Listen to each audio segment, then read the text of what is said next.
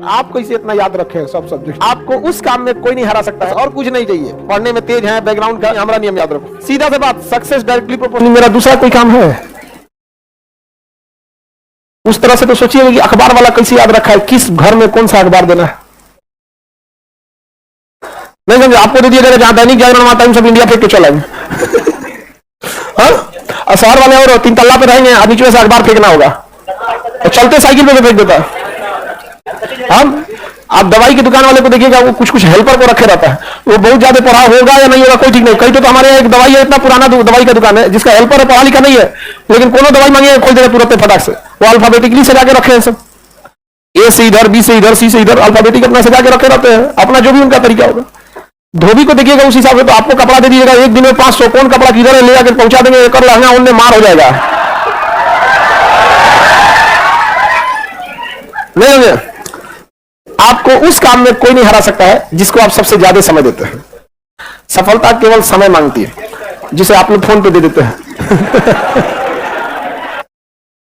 तो आप जिसको जितना समय दीजिएगा वो चीज आपका होके रहेगा, बस और कुछ नहीं चाहिए। पढ़ने में तेज है, बैकग्राउंड का, जो लड़के कमजोर होते हैं सोचा कम टाइम देते हैं सब।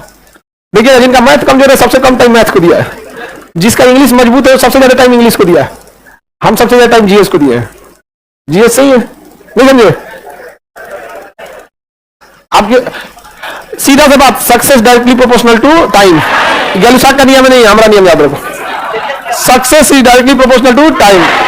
आप दुनिया का कोई सब्जेक्ट पढ़ना चाहिए, टाइम दे दीजिए। टाइम वो चीज आपका नहीं होगा तो आप कहिएगा। आपको फारसी सीखना है, टाइम दीजिए, फारसी सीख जाएंगे। हाँ, हम लोग के साथ एक लड़का था, उर्दू लिखता है कि मुसलमान लोग फेल हो जाएंगे। उर्दू इतना फास्ट लिखता है कि फेल हो जाएंगे।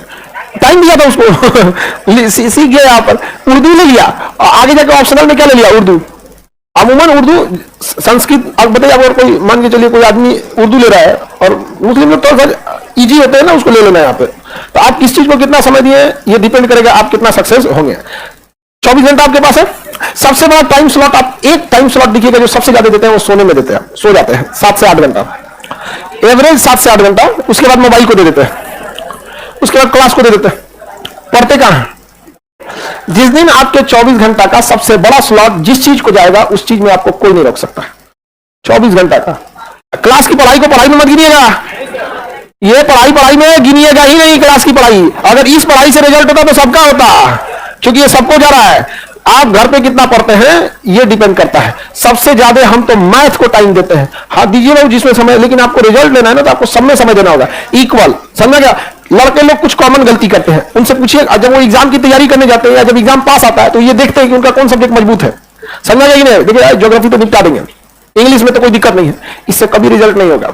देखिए कमजोर कौन है, क्योंकि मजबूत आपको थोड़े ना डुबाता है, डुबाता कौन है? कमजोर। अब पहला सबको जो कमजोर रहेगा ना तो कमजोर छोड़ देगा।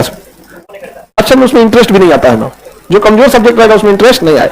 और कुछ टीचर लोगों का भी काम है सब्जेक्ट को थोड़ा सा इंटरेस्टिंग बनाना।